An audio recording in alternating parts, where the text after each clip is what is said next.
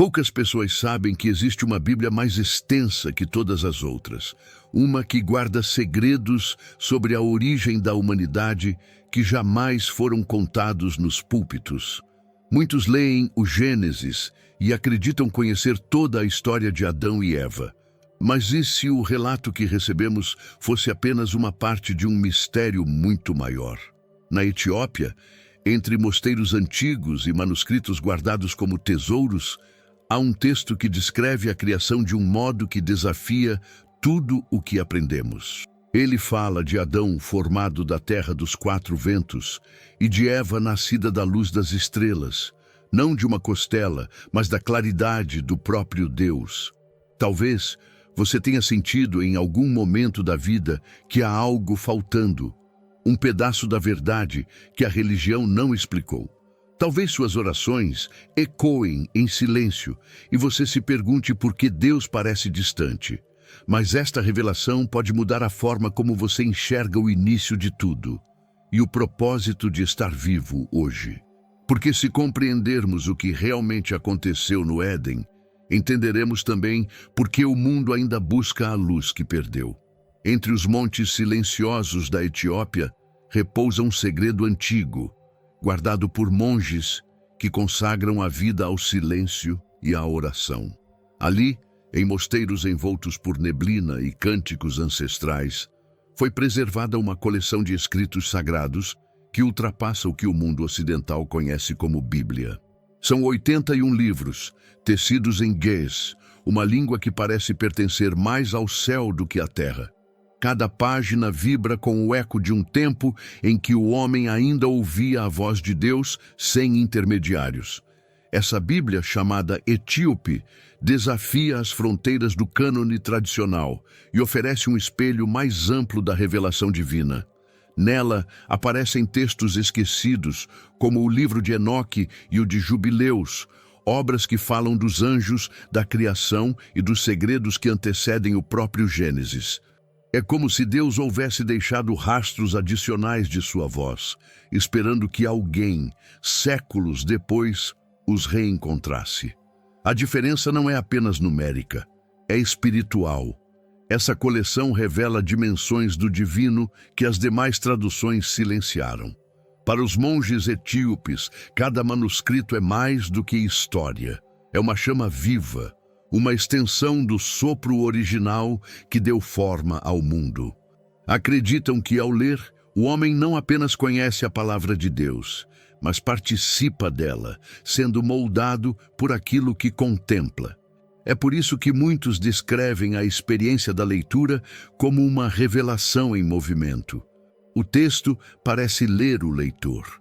E talvez seja justamente aí que mora seu poder, na capacidade de desenterrar verdades que o tempo tentou sepultar.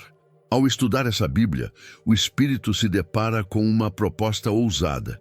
E se a criação do homem, a linguagem dos anjos e a origem da luz fossem contadas de maneira diferente? E se a centelha divina em Adão fosse algo mais que um sopro, fosse uma herança do próprio Criador? Assim se abre a próxima visão, a formação de Adão, não do barro comum, mas da terra dos quatro cantos e da luz eterna que o moldou. Você já se sentiu perdido, desconectado de quem realmente é? E sem saber qual o plano de Deus para a sua vida? A verdade é que você não está aqui por acaso. Deus tem um propósito para você, e eu quero te ajudar a descobri-lo. Por isso, criei 3 e-books que vão transformar sua jornada com Deus. Clique no link no comentário fixado e comece sua transformação agora. Diz a tradição etíope que antes de o primeiro homem respirar, o Criador percorreu a terra recolhendo pó dos 4 cantos do mundo. Misturou-o com o orvalho do céu e o lavou com a luz que emanava de seu próprio trono. Dessa mistura, terra, água, luz e sopro, nasceu Adão, não como um ser inerte, mas como o reflexo do pensamento divino em carne. Quando abriu os olhos, eles brilhavam como cristal, porque continham um fragmento da eternidade. Essa ideia de que o homem traz dentro de si uma centelha do próprio Deus Muda tudo o que entendemos sobre nossa origem. Não somos apenas matéria animada. Somos portadores do divino, templos ambulantes da presença que nos criou. Por isso, quando o coração humano anseia por sentido, é a lembrança dessa centelha clamando para voltar à fonte. É o eco do Éden ressoando dentro do peito. O Salmo 8 confirma: Deus o coroou de glória e de honra. Não apenas o fez viver, concedeu-lhe dignidade celestial. Há quem olhe ao redor e só veja pó, esquecimento e rotina. Mas até no pó há luz, se lembrarmos de quem o soprou. A narrativa etíope insiste nesse detalhe. O homem foi formado de toda a terra, de todos os ventos, como um resumo da criação inteira. É por isso que pode compreender e cuidar do mundo, porque traz o mundo dentro de si. Quando nega o sagrado, o homem perde não apenas a fé, mas o reflexo de sua própria origem. A centelha divina em Adão é também uma responsabilidade. Ter o brilho de Deus não é apenas privilégio, é chamado. Assim como uma lâmpada precisa de óleo, a alma precisa do Espírito para manter acesa a chama que recebeu. E quando essa chama se apaga, o homem esquece quem é. É nesse ponto que surge um novo mistério, a linguagem dos anjos, ensinada ao primeiro homem como lembrança da comunhão perdida. Gostou do conteúdo e ele fez diferença para você? Clique no Valeu Demais e apoie nosso trabalho. Conta-se que quando Adão despertou pela primeira vez, não ouviu o som do vento nem o murmúrio das águas. Ouviu uma voz que falava sem palavras. Era a linguagem dos anjos, feita de luz e de sentido, não de ruído. Cada som correspondia à essência das coisas, e o que era pronunciado ganhava forma. Por isso, ao nomear os animais, Adão não os batizava como quem dá um rótulo, mas como quem revela seu propósito. Nomear era participar do ato criador. Essa cena nos recorda um princípio esquecido. A palavra tem poder. Quando o homem fala, ecoa, ainda que de modo distante, o verbo original de Deus, aquele que disse haja luz. Por isso, palavras não são neutras. Elas constroem ou destroem, curam ou ferem. Quando alguém chama outro de perdido, semeia deserto. Quando o chama de filho, acende uma lâmpada. O apóstolo Tiago alertou: da mesma boca procedem bênção e maldição. E é na escolha de cada palavra que o homem revela em quem se inspira. A linguagem angelical ensinada a Adão simboliza essa harmonia entre o verbo e a verdade. Antes da queda, falar era orar, e ouvir, adorar. Não havia mentira, porque cada som refletia a pureza da luz interior. Hoje, quando as palavras se tornam frias ou manipuladas, é como se repetíssemos o distanciamento do Éden. Trocamos o verbo sagrado por ecos vazios. Mas há quem ainda perceba no meio do silêncio um resquício dessa linguagem. Quando a alma se cala e o coração ora sem voz, os anjos entendem. Assim, o poder de nomear não foi perdido, apenas adormecido. Quando o homem usa suas palavras para consolar, perdoar ou despertar fé, toca novamente o verbo divino. O mesmo sopro que criou o mundo pode, então, atravessá-lo outra vez. E desse poder nascerá outro mistério, a criação de Eva, não de uma costela, mas da luz que habitava as estrelas. Diz o antigo relato etíope que quando Adão contemplou a vastidão do Éden, Deus percebeu que algo ainda faltava. Não era solidão, era incompletude. Então, o Criador estendeu a mão não à carne, mas à luz.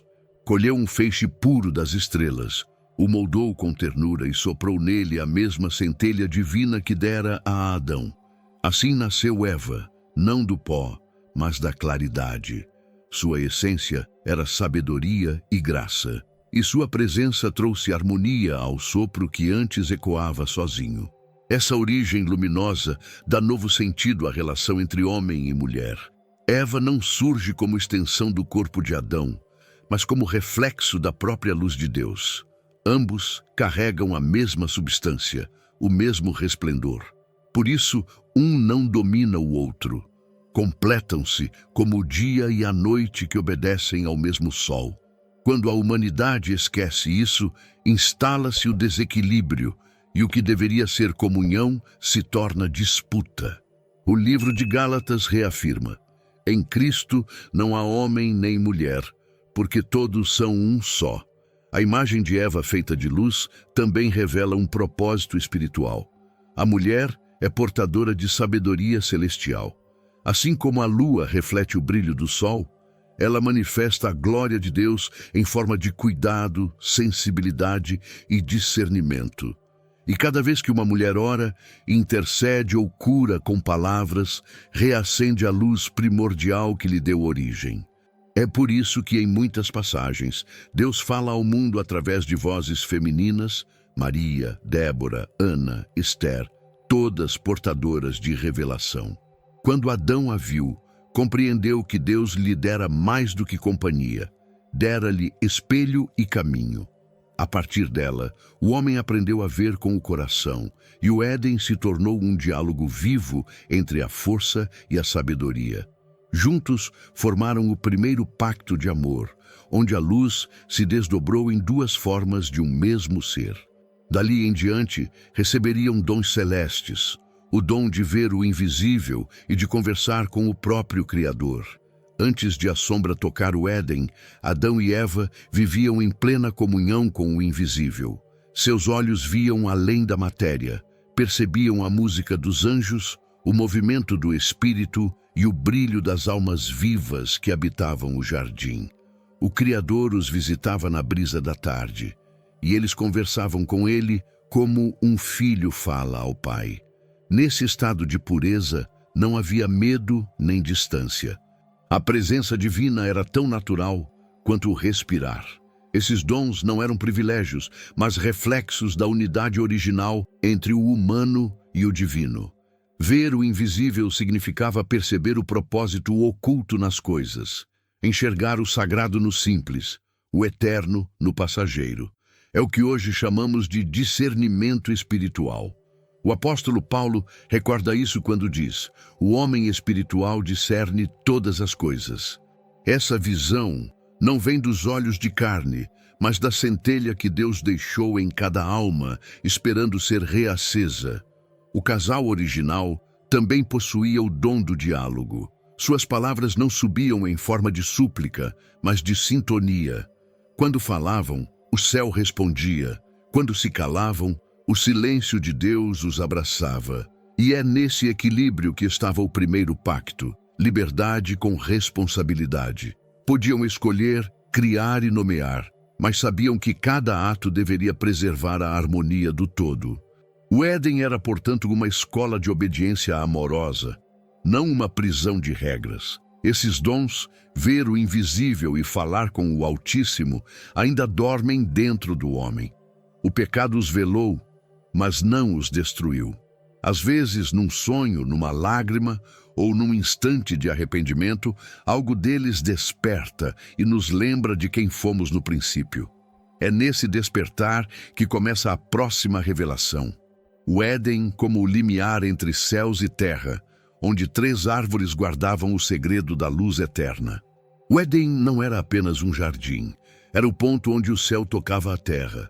Um monte de luz, cercado por rios que não corriam de água, mas de brilho. Ali, cada flor cantava e o vento parecia orar. Era o lugar onde a criação e o Criador se encontravam face a face, e tudo pulsava em harmonia. Para Adão e Eva, viver ali era habitar entre 2 mundos, o visível e o invisível. O Éden era uma fronteira viva, um templo natural onde o divino respirava. No centro desse paraíso havia 3 árvores: a da vida, a do conhecimento e a da luz. A primeira representava a comunhão eterna com Deus. Quem dela comesse permanecia em unidade com o Espírito. A segunda guardava a consciência do bem e do mal, um saber reservado para quando o coração estivesse maduro.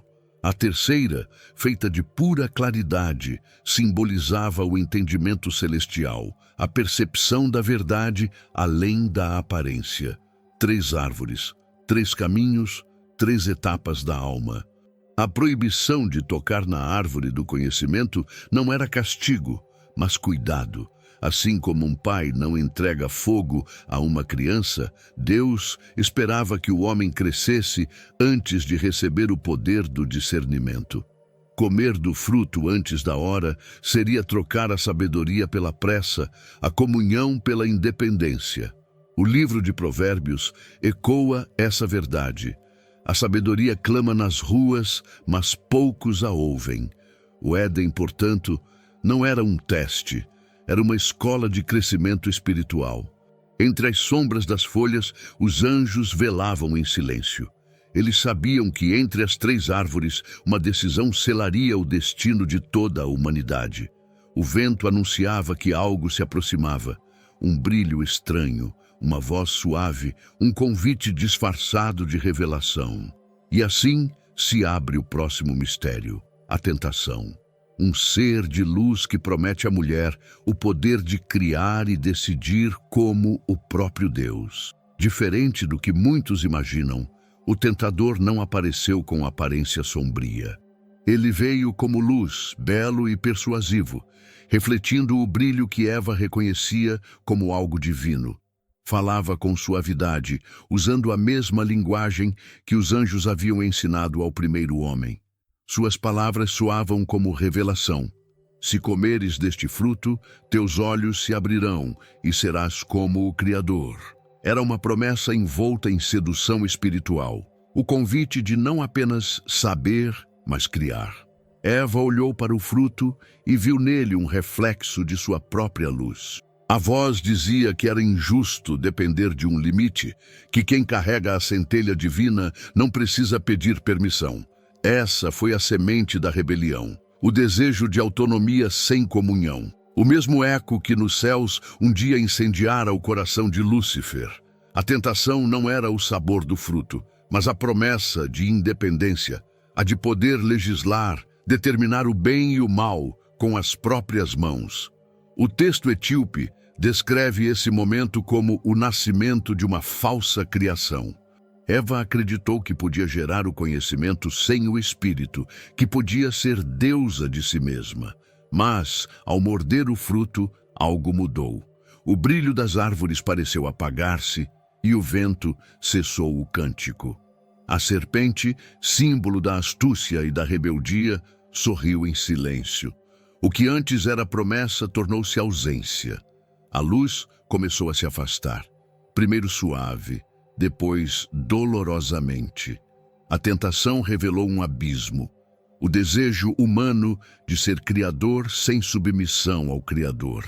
E essa escolha traria consequências cósmicas, como ondas que se estendem por toda a criação. O fruto não apenas abriu os olhos de Eva, apagou parte do esplendor que antes habitava neles. E é nesse instante que se inicia o drama da humanidade. A queda, não como castigo, mas como perda gradual da luz divina que antes ardia em seu interior.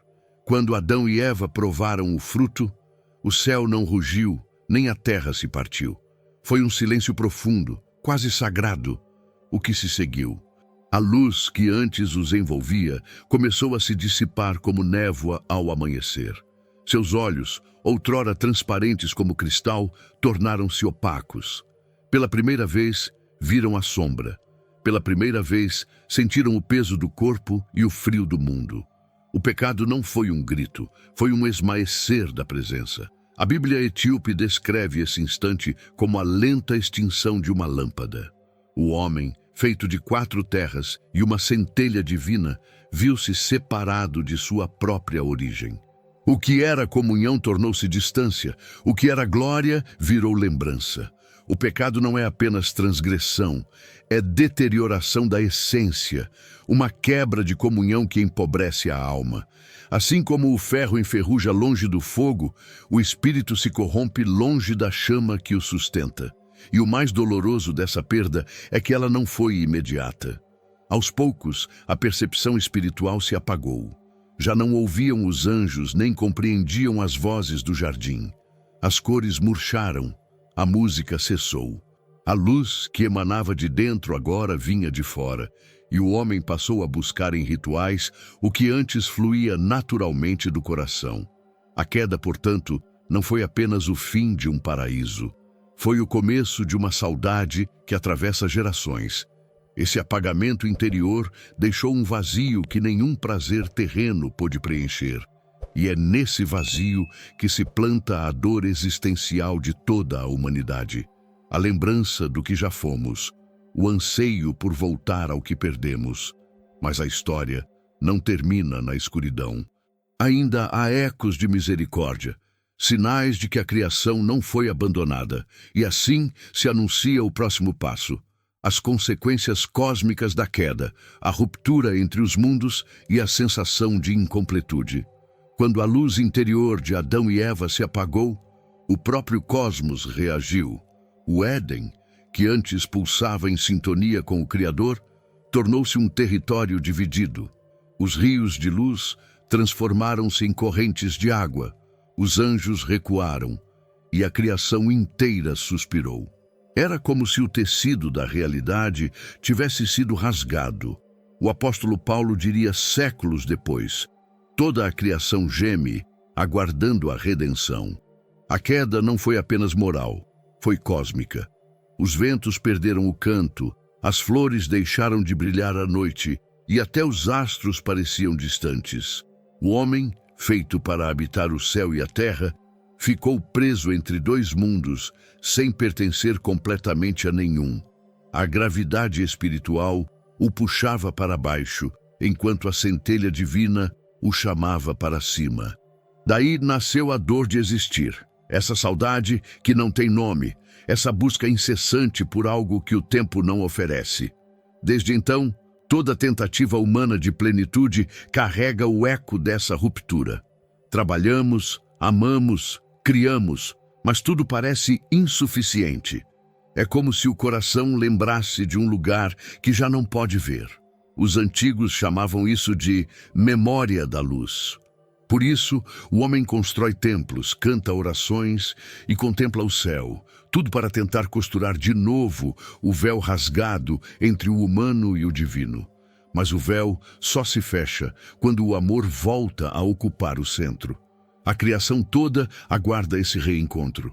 As estrelas, os mares e até as pedras esperam pelo dia em que o homem volte a refletir o brilho que perdeu.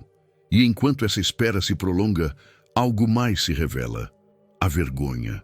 A nudez não é apenas física, é espiritual. O olhar que antes via a alma, agora vê apenas a pele. Assim começa o novo capítulo, a nudez da alma e a vulnerabilidade entre aqueles que se amam. Quando Adão e Eva perceberam que estavam nus, não foi apenas o corpo que se revelou, foi a alma. O brilho que os envolvia desaparecera, e o olhar que antes contemplava a glória passou a enxergar fragilidade. Tentaram cobrir-se com folhas, mas nenhuma veste podia esconder o vazio interior. O gesto de costurar figos era o símbolo de toda a humanidade tentando esconder suas feridas espirituais. Desde então, o homem veste o corpo, mas carrega uma alma exposta. A vergonha, naquele instante, não era física, era a consciência da distância entre o que foram e o que se tornaram. O amor puro deu lugar à desconfiança, e a transparência do coração foi substituída por medo. Aquele que antes via em Eva o reflexo da luz de Deus, agora via apenas carne. A comunhão se partiu, e a voz do Criador, que antes era consolo, tornou-se um som que os fazia se esconder. Assim nasce a solidão espiritual, o medo de ser visto como se é.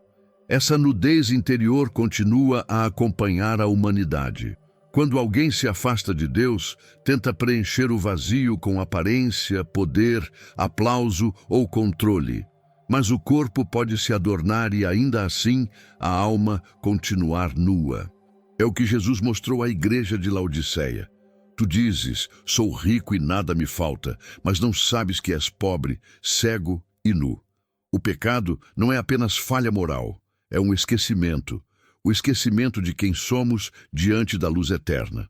Porém, mesmo na vulnerabilidade, há um sinal de esperança. Deus não rejeitou o casal. costurou ele mesmo as primeiras vestes e os cobriu com cuidado. Foi um gesto silencioso de misericórdia. A promessa de que a luz voltaria um dia a brilhar. E é dessa promessa que nasce o próximo mistério, a centelha remanescente e o caminho de restauração que começa dentro de cada alma. Mesmo depois da queda, Deus não apagou completamente a luz que havia colocado no homem. Uma pequena chama permaneceu acesa dentro da alma, uma centelha silenciosa, esperando o sopro da graça. É essa fagulha que faz o coração humano buscar o divino, mesmo sem entender por quê. Ela é o lembrete de que, apesar da distância, ainda existe um caminho de volta. O profeta Isaías chamou-a de resto santo, o núcleo incorruptível da presença de Deus no homem. Essa centelha é o que desperta quando alguém se arrepende, ora em lágrimas ou perdoa o que parecia imperdoável. Cada ato de bondade reacende parte da antiga glória.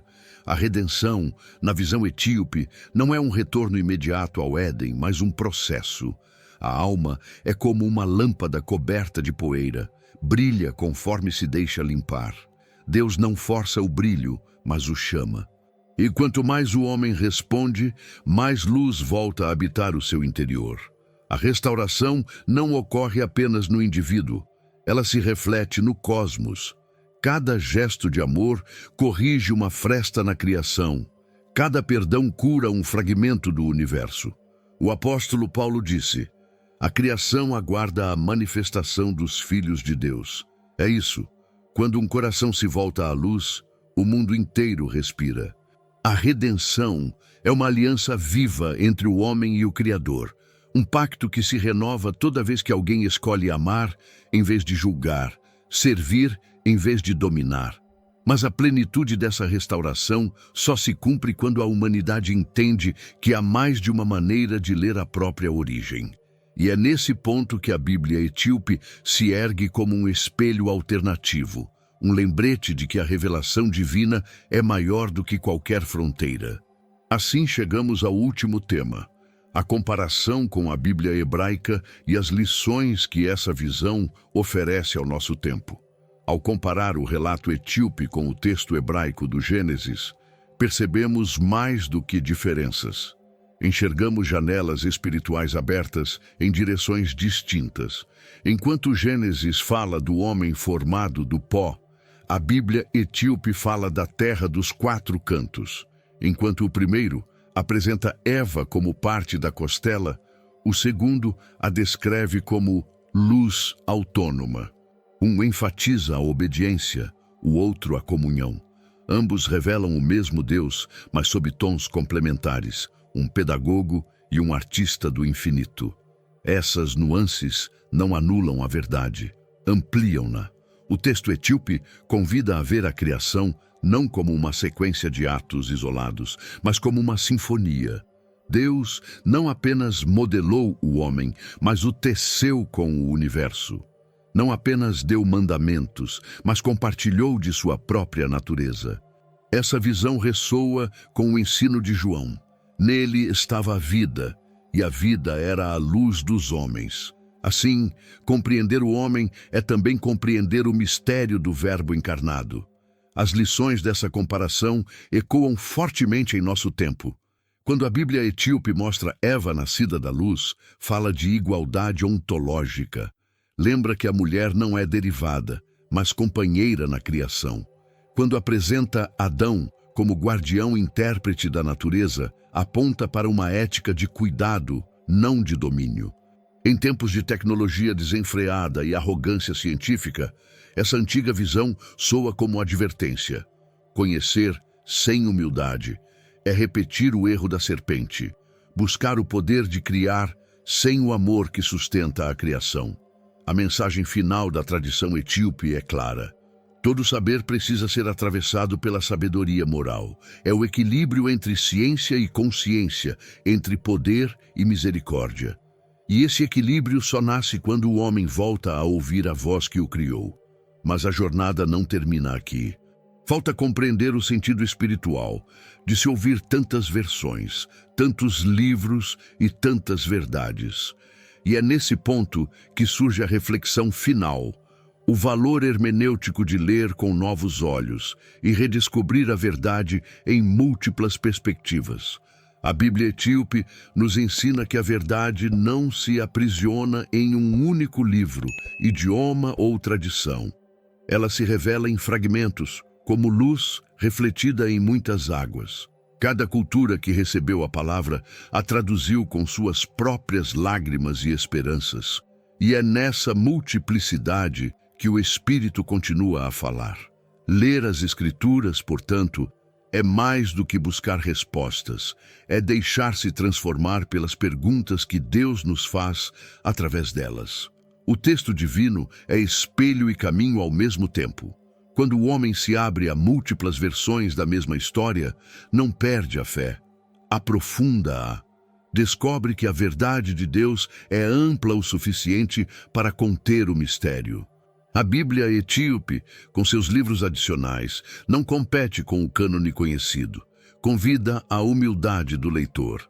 É como o profeta Elias no monte. Deus não estava no vento nem no fogo, mas no sussurro suave. Assim também, a revelação pode vir onde menos esperamos, até mesmo em versos esquecidos de uma tradução antiga. Essa visão amplia nossa relação com o sagrado.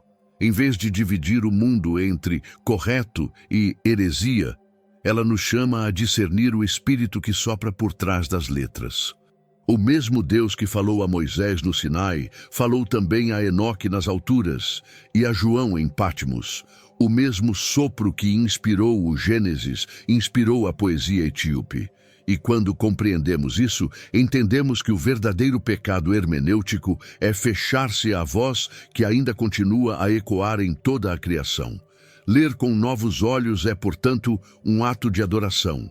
É reconhecer que cada geração precisa reler os textos sagrados à luz de suas próprias sombras. O que Deus escreveu uma vez, escreve sempre, nas pedras, nas páginas e nos corações. E talvez, ao abrir-se a essa pluralidade, o homem reencontre o Éden perdido dentro de si.